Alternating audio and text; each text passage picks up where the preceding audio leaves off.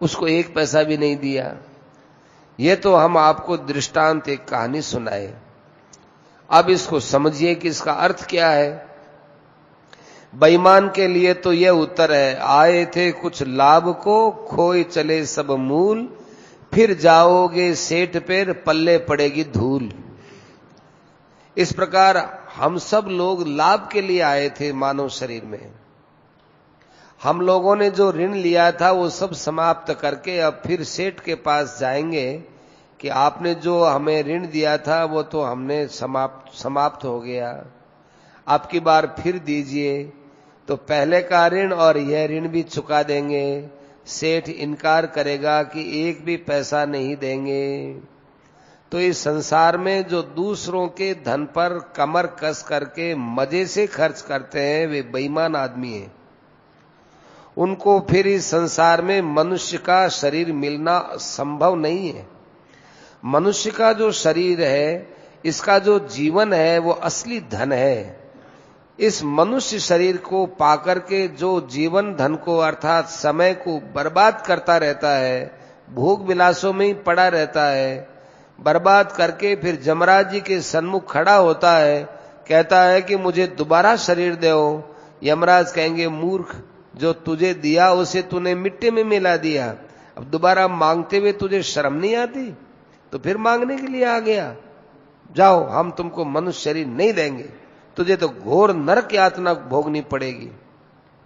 जो मनुष्य संसार में आकर के बस खाओ पियो मौज उड़ाओ, ऋणम कृत्वा घृतम पिबेत, उधर से ले लो उधर से ले लो, ऋण वगैरह ले लो और घी पियो और मौज करो, चारवाक के सिद्धांत को स्वीकार करते उनकी बड़ी दुर्दशा होती है। संसार में जो आदमी अपने लाभ से अधिक खर्च करता है उसमें बेईमानी के लक्षण होते हैं। जिसे महाजन की रकम खर्च करनी नहीं है, चाहे भूखों मर जाए, उसकी नीयत ठीक है। जो मन में ऐसी धारणा कर लेवे कि आप प्रतिदिन 5 रुपए का रोजगार होता है तो उससे अधिक खर्च नहीं करेंगे, हमारे पास इतना ही है तो क्यों किसी से ऋण लेवें, क्यों अपने पर चढ़ाएं।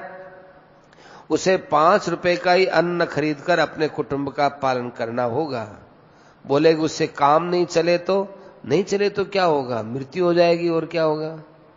किंतु वह मरना भी मुक्ति को देने वाला है और भगवान मरने नहीं देते, ऐसा विश्वास रखिए। इसकी एक बड़ी सच्ची घटना सुनाते हैं। चित्रकूट में एक संत थे, उनका नाम था श्री रामनारायण जी ब्रह्मचारी। वे अपना भजन ध्यान करते और आजीविका के लिए उनके पास में खेत था, 2 बैल थे, 1 गाय थी। गाय और बैलों को खेत में चराते तथा खेत बोते बैलों से, उसमें जो कुछ घास आदि होता वो गाय को खिला देते, बैल को खिला देते और अन्न से अपने शरीर का निर्वाह करते। थोड़ा नमक, कपड़ा, अन्य आवश्यक वस्तुएं अन्न देकर बदल लेते, अन्न की बिक्री नहीं करते। कोई आदमी उनको संत महात्मा समझकर उनके लिए कोई भेंट, फल, अनाज, पुस्तक, ये कपड़े लाके कोई देता तो कह देते, भाई मैं मेरे खेत से कमाता हूं, मुझे आवश्यकता नहीं है। अपने खाने के लिए अन्न उपजा लेते हैं, उससे अपना काम चलाते हैं, दूसरों की चीज किसी हालत में नहीं लेते, ऐसा उनका नियम था। किसी ने पूछा कि महाराज आप लेते नहीं हैं, किंतु किसी वर्ष में यदि वर्षा नहीं हुई, काल पड़ गया तो वे बोले ऐसा हो ही कैसे सकता है कि वर्षा नहीं हो। क्यों कि जिसने पैदा किया है उसको जिंदा भी तो रखना पड़ेगा, वह तो वर्षा करेगा ही, क्योंकि हमारे पास कोई स्टॉक तो है नहीं, कोई पूंजी तो है नहीं, और दूसरे की चीज हम लेते नहीं, तो हमारा निर्वाह तो भगवान को करना पड़ेगा। तो 1 साल अकाल पड़ा, तो सब जगह अकाल पड़ा, परंतु उनके खेत में वर्षा हो गई। सब लोग देखने आए कि इनके खेत में कैसे बरसात हो गई, वे अपना निर्वाह करते।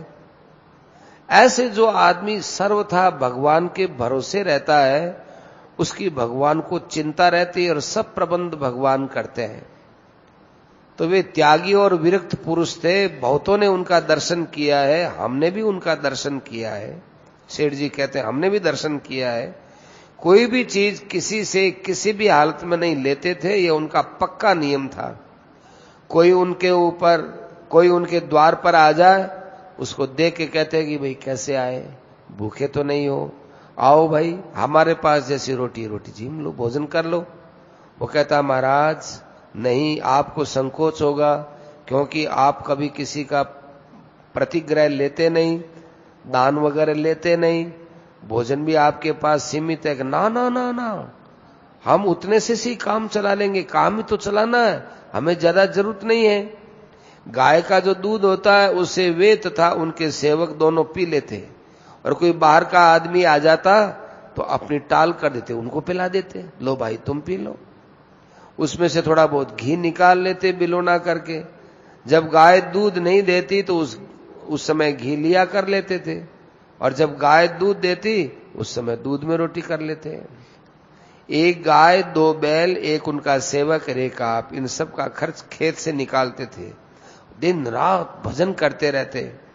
केवल 5 या 6 घंटे सोना, से समय में खूब जप ध्यान करना पक्का नियम था। यदि कोई वहां चला जाए तो शिक्षा की बात पूछी तो कह दी, नहीं तो अपने चुप रहते थे। ऐसा उनका जीवन था। तो भगवान के ऊपर आप अपना जीवन व्यतीत करो। अभी हमने जो सेठ की कथा सुनाई, ऋण लेने वालों की कथा सुनाई, उसको आप गहराई से समझो।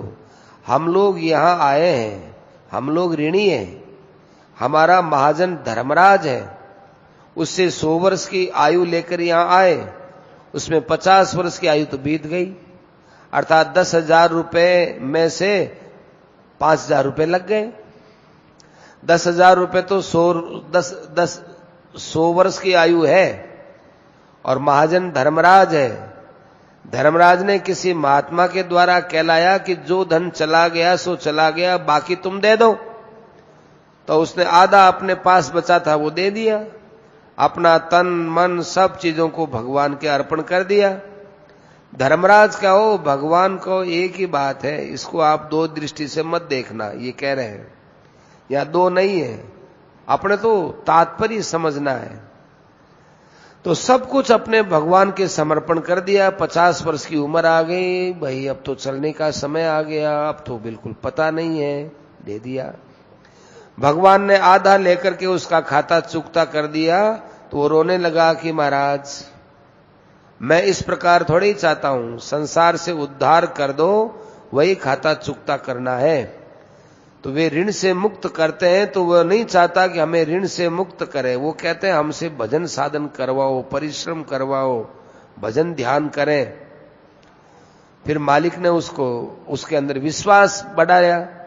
तो मालिक ने विश्वास करके बड़ी दुकान खुलवा दी, अर्थात भगवान के भावों का संसार में प्रचार करने में सम्मिलित करना, लंबी रकम लगाना। अच्छा तुम जाओ हमारा प्रचार करो, और कहा कि तुम्हारी 1/4 भागीदारी रहेगी। संसार में भक्ति, ज्ञान, वैराग्य का खूब प्रचार करो। वो जो प्रचार करने लगा, उस प्रचार से उसका उद्धार हो गया। उसने कहा ये हमारे लिए न्याय युक्त है। वह कम खर्च में अपना निर्वाह करता है, जो बचता है वो भगवान के कोष में जमा कराता है। उसके नफे में हिस्सा था, घाटे में था नहीं, और भगवान के प्रचार करने में कभी घाटा लगता नहीं। जो आदमी परोपकार में अपना जीवन निष्काम भाव से लगाता है, उसे केवल नफा ही होता है, घाटा तो होता ही नहीं। नेहा विक्रम नाशोस्ति प्रत्यवायो न विद्यते स्वल्पमप्यस्य धर्मस्य त्रायते मैं तो भयात। निष्काम भाव का जो आरंभ है उसमें कभी निराश नहीं होना चाहिए। उसमें उल्टा पाप भी नहीं लगता, घाटा भी नहीं लगता। थोड़ा भी निष्काम भाव का पालन हो जाए तो महान भय से तार देता है। तो उसके 5,000 रुपए की पूर्ति हो गई। जो 50 वर्ष में होनी थी वो साल भर में हो गई। 6 महीने यदि डटकर साधन करे तो परमात्मा की प्राप्ति निश्चित है, इसमें संदेह नहीं है। आज पहली बार सेठ जी ने समय बांधा है। इतनी बार पढ़े ना लेख, पिछली भी पढ़े। 6 महीने यदि डटकर साधन करें तो परमात्मा की प्राप्ति निश्चित है, जो 50 वर्ष में आज तक नहीं हुई। जिनकी 50 वर्ष की आयु हो गई है और अभी परमात्मा की प्राप्ति नहीं हुई है, उनको तो अब जीवन के आगे आने वाले 6 महीनों में डट करके लग जाना चाहिए। जैसे अपने दाल रोटी खाते आए हैं वैसे ही खाते रहो, क्योंकि दाल रोटी खाकर जो बचे वह महाजन के खजाने में जमा कराओ। घाटे का काम नहीं है, हिस्सा नफे में है। करना यह है कि भगवत भाव से भरे हुए गीता, रामायण, भागवत इत्यादि ग्रंथों का भगवान के भक्तों में प्रचार करो। व्याख्यान के द्वारा, पुस्तकों के द्वारा भगवान के गुणों का, उनके चरित्रों का, उनके नाम का, उनके रूप का खूब प्रचार करो। इस काम में अपना सारा समय बिताओ। जिस समय कोई सुनने वाला न मिले तो उस समय भगवान के नाम का जप और ध्यान अपने अंदर बैठ के करते रहो। नवदा भक्ति में जीवन बिताओ, 1 मिनट भी व्यर्थ मत खो। 5-6 घंटे सोने में और शौच, स्नान, भोजन आदि में जो लगता है वो तो लगेगा ही, नहीं तो आदमी जी नहीं सकेगा। अतः जीवन चलाने के लिए खाना पीना सोना चाहिए। जीना भी महाजन का ऋण चुकाने के लिए, क्योंकि शरीर निर्वाह संबंधी कर्म करता हुआ मनुष्य को भी पाप का भागी नहीं होता। गीता में भी लिखा है, शारीरम केवलम कर्म कुर्वन् नाप्नोति किल विषम। निराशीर यत् चित्तात्मा त्यक्त सर्व परिग्रह। किसी से आशा मत रखो, किसी से कामना मत करो। अपने तो निष्काम भाव से कर्म करते रहो, फल की तरफ कोई विचार मत करो। भगवान के भावों का प्रचार करो, बदले में कुछ आशा मत रखो। निष्काम भाव से मन बुद्धि इंद्रियां बहुत जल्दी जीती जा सकती हैं। जिसने संसार के विषय भोगों से वृत्तियों को खींच करके अपने वश में कर रखा है, चित्त को जिसने जीत लिया है, एक वक्त रूखा सूखा जो मिल जाए वो खा लेता है, और जो इंद्रियों का विषय है उसे इंद्रियों को नहीं देता है, तथा संग्रह और परिग्रह का त्याग कर दिया है। जो कुछ अपने पास बचा वो सब भगवान के समर्पण कर दिया, वो निहाल हो गया। 50 वर्ष तो फालतू बीत गए, वो तो अब हाथ की बात नहीं। अब बाकी जो वर्ष है वो भगवान के चरणों में समर्पित कर दो। अपने पास जो कुछ बर्तन, कपड़ा, गहना, व्यक्ति, सामर्थ्य जो कुछ घर में है, हृदय से आप उसको भगवान के अर्पित कर दो। अपने पास कुछ मत रखो।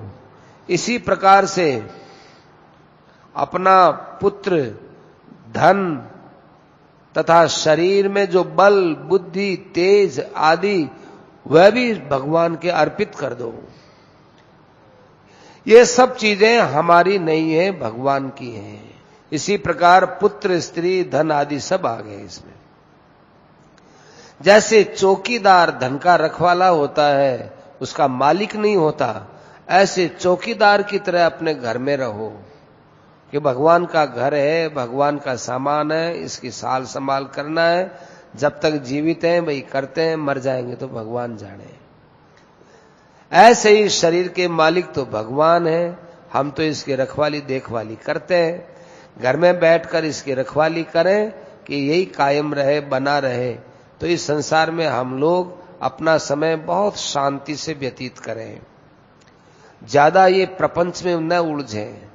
भगवान के नाम का जप, भगवान के स्वरूप का ध्यान और उनकी पूजा, चरणों की सेवा, उनकी बातों को कान से सुनना, थोड़ी थोड़ी देर में भगवान जब याद आए उनको नमस्कार करना, प्रभु को अपना स्वामी समझना, अपने को सेवक समझना, ऐसा मानना कि मेरे मालिक, मेरे स्वामी कोई है, ऐसा मान करके रहना, वो प्रभु हैं। प्रभु अपने को सखा माने, सखा मान लो, मित्र मान लो।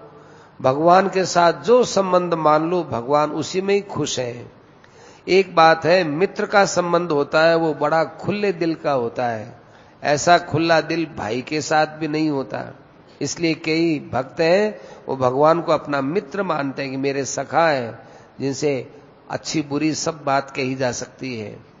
हम तो उसके लायक तो नहीं है, किंतु पूंजी न होने पर भी भगवान ने अपना मित्र मानकर दुकान में मुनाफे में हमारा 1/4 हिस्सा रख दिया।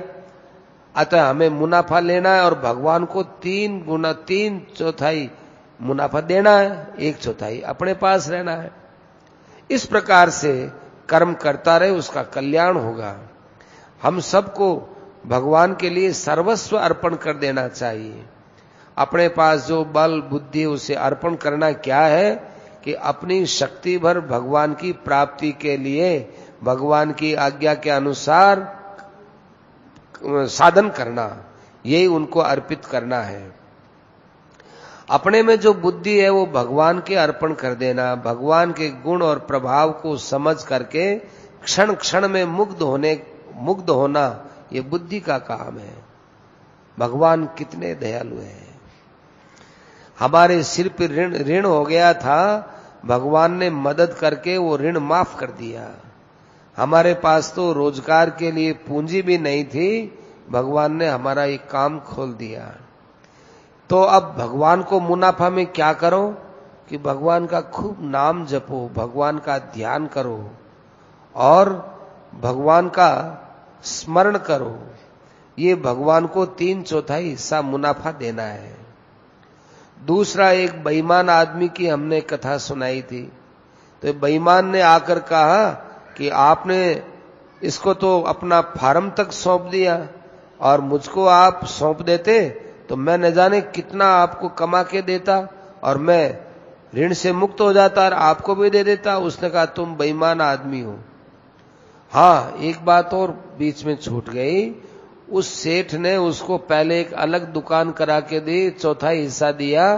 फिर करते करते वो मालिक इतना खुश हो गया उसकी ईमानदारी से कि 1/4 हिस्सा देता रहा और पिछला भी उसने सब माफ कर चुका दिया। तो उसने अपने दुकान में उसको हिस्सेदारी दे दी, खास निजी दुकान में, और फिर उसका फार्म भी उसी को ही सौंप दिया। तब वो बेईमान आदमी आया, अपना फार्म भी सौंप दिया।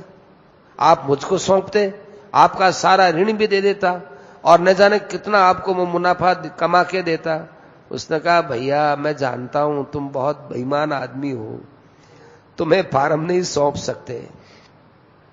वो कहता है आप तो नहीं सौंपते, किंतु मैं आपका फार्म डाल लूं तो आप क्या करोगे? हम आपके नाम से फार्म डाल लेंगे। तो उसने अपने फार्म पर भगवान का नाम डाल लिया। भगवान की दुकान है, माला लेकर के बैठ गया, राम राम करता रहा और बोला फार्म या दुकान तो हरिनारायण की है।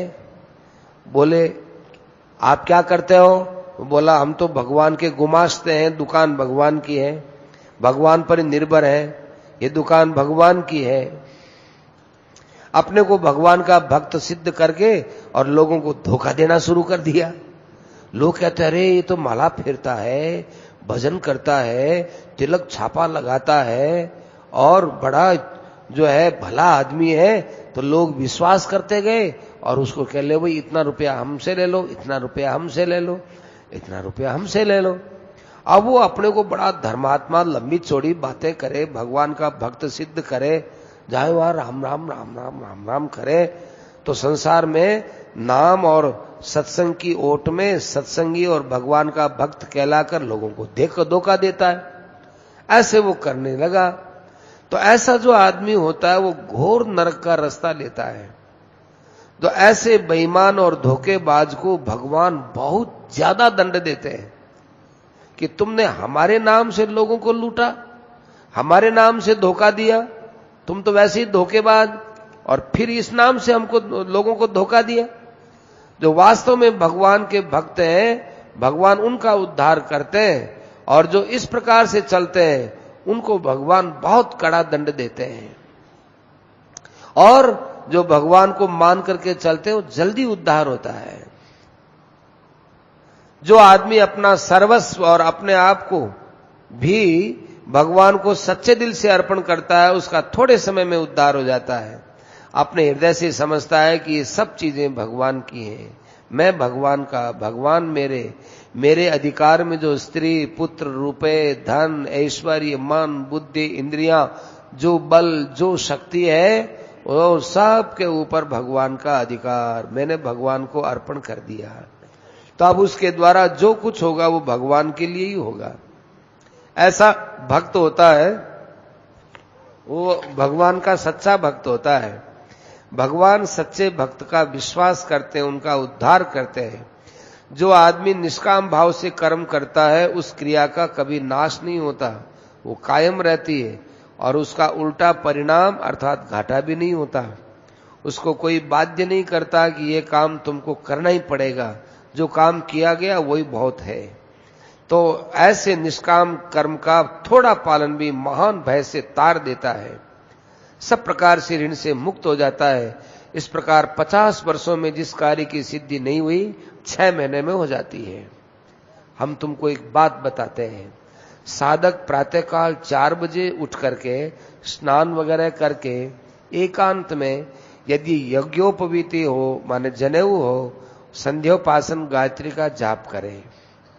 और जिनके लिए माने स्त्री है, शूद्र है, जिनको यज्ञोपवीत का अधिकार नहीं दिया है, वे अपना आसन लगा करके और बैठ करके पूर्व की तरफ बैठ करके फिर भगवान के नाम का जप करें, भगवान के स्वरूप का ध्यान करें, भगवान की मानसिक पूजा करें, गीता रामायण आदि का अर्थ सहित पाठ करें और व्यवहार करें तो सबके अंदर भगवान का भाव समझते व्यवहार करें।